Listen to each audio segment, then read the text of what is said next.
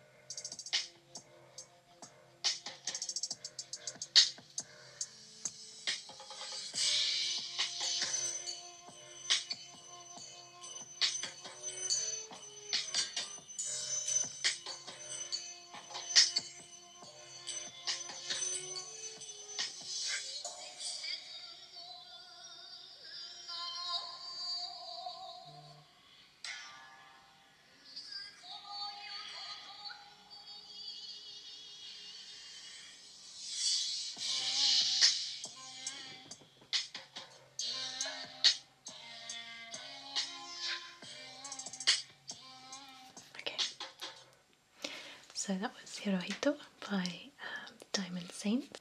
This month, my favourite ASMRtist is Sleeping Pearl ASMR.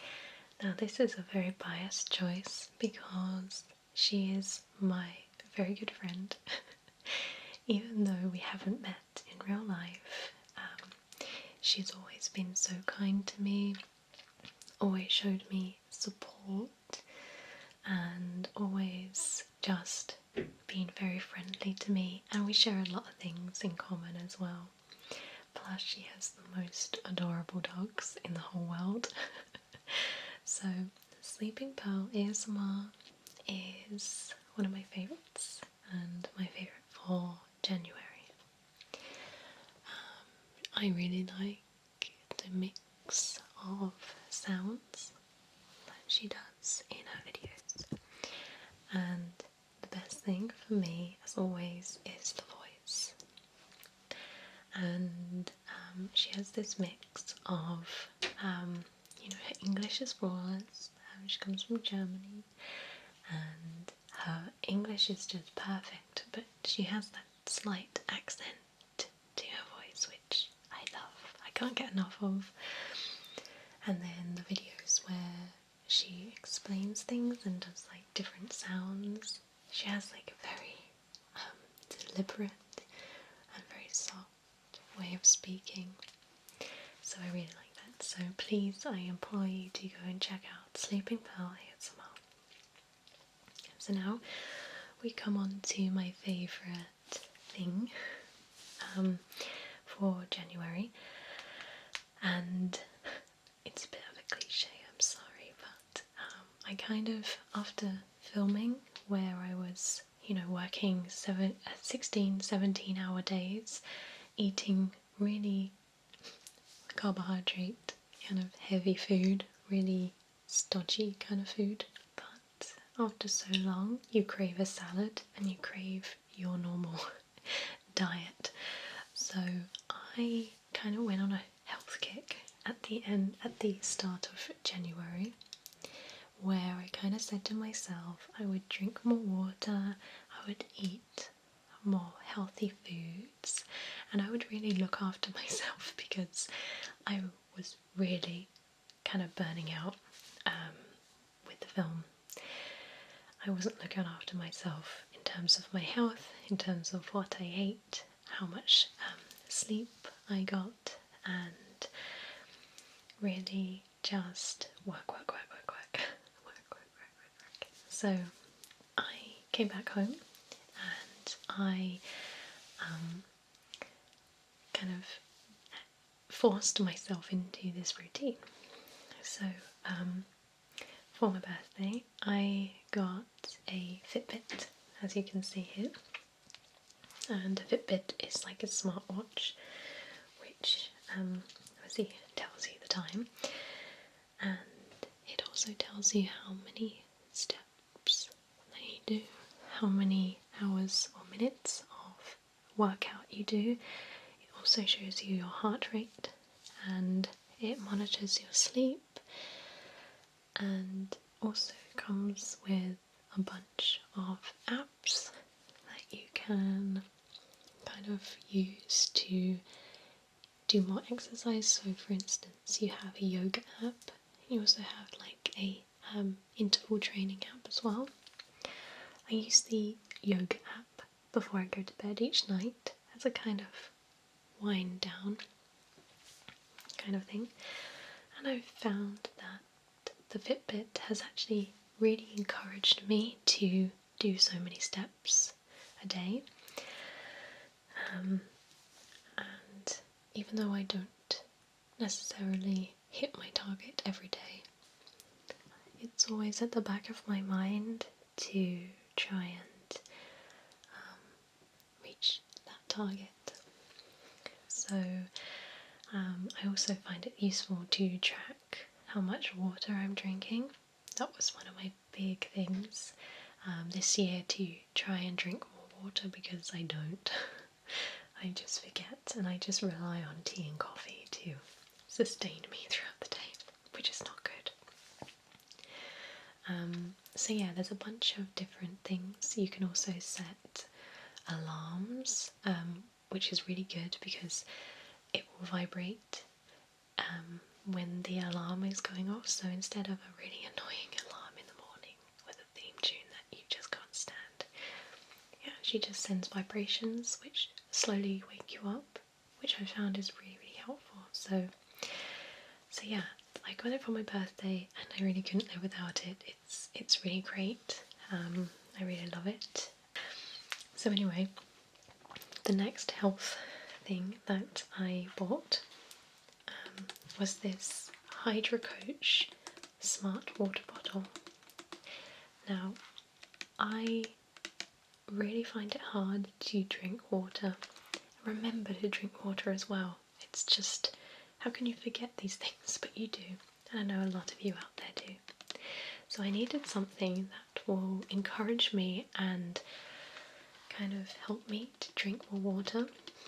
And I was looking for bottles, smart bottles, which sync to your phone and monitor how much water you're drinking and flash and light up when you need to remember to drink water. But they were like £40 or £50, and I was like, I'm not spending that much money on a water bottle. That's just ridiculous. So I hunted around and I found this one from my local Tesco store, and it was £10. So an absolute bargain. So what it is you have this monitor on the water bottle. When you set it up, you put in your height and your weight, and I think that's all you have to put in, your height and your weight, and it calculates how much water you need to drink. So mine is 1.9 litres, so just under 2 litres of water a day. And it has a little digital display, which is you input the time of the day, and then it shows you a running total of how much water you're drinking. So at the moment I've only drunk 0.2 litres of water.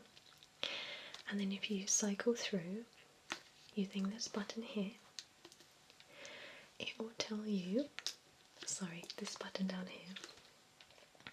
So I've drunk 10% of my 1.9 litres of water today, and it also tells you how many litres on average that you're drinking.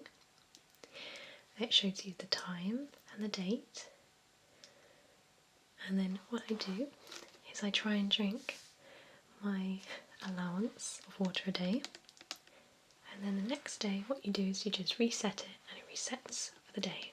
And then at the end of each day I see how much I've drunk, and then I input it into my Fitbit, and that will keep a running total of the water. And it's not a tippy bottle, so it has this little silicone cap, and then you just sip from this spout, which is this long straw in the middle, which has like a little whirly thing in the straw, which then feeds the information to the monitor. So for £10 I thought it was just really, really helpful for me, and it actually just encourages me to keep drinking, because it just sits there, and the mental kind of psychological thing of a counter just counting down the day, and this bit here which tells you haven't reached your target is just quite inspiring for me to drink water, and motivational, so I'm really happy with that. The next thing that I bought with my Christmas money is a juicer. So I love vegetables. I can eat vegetables till the cows come home, but fruit has this kind of texture that I really don't like, and I really don't like eating fruit. So I kind of thought, like, how am I going to get the nutrients into my body without kind of gagging every time I try and eat like fruit and things and getting really bored of it? So I bought a juicer because I bought this book by Andrew Cooper, who you may have seen as the Diet Coke guy and the advert. And he has this wonderful book which is all juice recipes and smoothie recipes too. And it's all, he uses just all organic and natural produce as well. So with this book I armed myself with a juicer, and I bought a masticating juicer, which is basically, instead of spinning the fruit at high velocity and extracting the fruit that way, it actually just crushes the fruit like your teeth would, and this way it yields more juice, is a lot more quieter, and also is easier to clean, I think, as well. So I bought a juicer, and me and my fiance have really been enjoying making juices in the morning. We try not to have too many juices because when you remove the pulp and the skin of the fruit, you are losing all that lovely fibre, which when you drink it in a smoothie, you're putting all that nice fibre and goodness into your body, which is slow release. So instead of drinking the juice, getting all your nutrients, and then feeling kind of hungry an hour later, when you eat the fibre from the fruit, you feel fuller for longer. So we kind of alternate between smoothies and juices, but because smoothies have bits in, I kind of freak out a little bit and I don't like it, and unless it's something like mango, pineapple, melon, fruits which the pulp is part of the fruit, if you know what I mean. I can't stand skin or pith or, you know, like the outside of an orange. I just can't do it. It makes me gag. So I try and have very smooth smoothies, if that makes any sense, and then juices as well. So we're getting a lot of nutrients. We kind of start the day right, and plus it's really fun to see all the fruit getting smushed and crushed and, you know, that sort of thing. So another little thing that I wanted to show you are my new glasses. So before I went away filming, I went to the opticians and they told me that I had to have glasses. They said I was long-sighted and I needed glasses for up-close work like reading, writing, computer work, because my eyes were straining too much. And I kind of thought, you know, I'm fine, I don't need glasses, that's ridiculous. I don't get headaches or anything like that. Sometimes I do get a headache behind my eyes, but I wouldn't say it was very frequent. So I went to the opticians and she said I had to get glasses.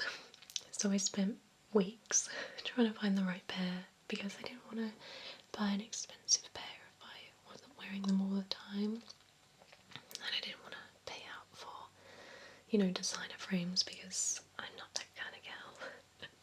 I don't care for the fancy things in life, unless they work and they do a good job, then I'm happy just with Primark and cheap things. So eventually I went to Vision Express and I spent about an hour in there just trying on the same pair of glasses like 1,000 times, but I eventually settled on these, and you will see the reflection of all the lights, but I didn't want to pay extra for the non-reflective glasses, which I kind of regret now. But these are my glasses and I really like them because I have like this jaw, this square jaw. I need glasses that kind of frame the top of my face, so all the other ones that I was trying on were too small or too close together and it was making me look like I had a moon face. So I like these ones because they kind of go out at the side like that, and they're pink and brown, so they're brown on the outside and then pink on the inside, which I thought was quite cool, quite girly, but not too girly at the same time. But yeah, I really like them, and this means that I get to do a optician's roleplay because I have the props now. But they're not reflective. They still reflect all the lights, so maybe I'll have to keep my head down like this and just look at you over my glasses like a naughty schoolboy or schoolgirl. So now we've finally come on to favourite cosmetic, and as you will kind of notice, my hair is a lot darker than what it is normally. I had my hair all chopped off, as you can see. My hair was really, really damaged and really dry, and also it was a pain in the ass because it was getting really, really long, and I was just getting so fed up of doing it.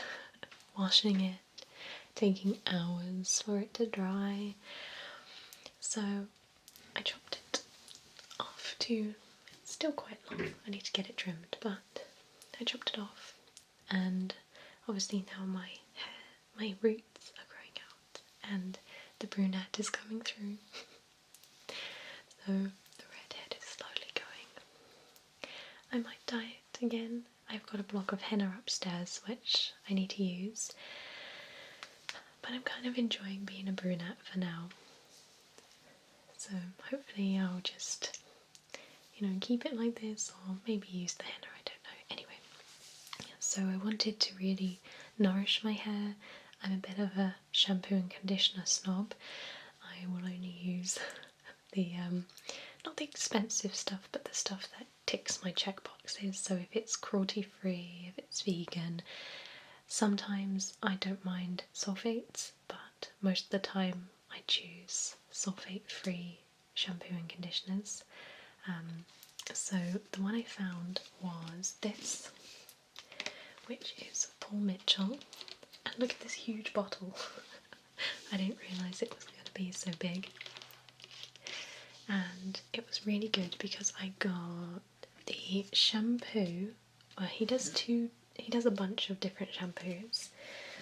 So I got this shampoo one, which is like an everyday gentle wash shampoo, and the conditioner. And they're like 1,000 litres, I think. Yeah, like 1 litre, 1,000 litres, 1,000 millilitres. And I think both of them together were about 30 quid. So if you think about it, that's quite good for a high quality brand. So shampoo one is like a everyday cleanser of your hair. I don't wash my hair every day, but it's like kind of like every other day, maybe every 3 days. So that's really good for everyday use. And then this one is the shampoo 2, which is a clarifying shampoo, which really strips your hair of all build-up or gunk. If you use like waxes or hairsprays on a daily basis, this is perfect for getting all that gunk and really cleansing the hair. There is also a shampoo 3, which is more for swimmers, to kind of combat the effect of chlorine build-up in the hair. But shampoo aside, the absolute revelation that I have found is the conditioner. Now this is not a normal conditioner in the traditional sense. You wash your hair as normal, and then you apply this to damp hair and leave it, so you don't wash it out. And at first I was skeptical because I was like, well, not washing out your conditioner, isn't that going to leave my hair greasy? But if you only use a small amount and only on the tips, the roots of your hair using this are so volumized and so like thick, and it just poofs it out because the conditioner is not weighing it down. And the conditioner, because it's in your hair all day, is nourishing your hair all the time. So you can use like heat on it because the conditioner is there already. So I will never use a traditional conditioner where you wash it out ever again.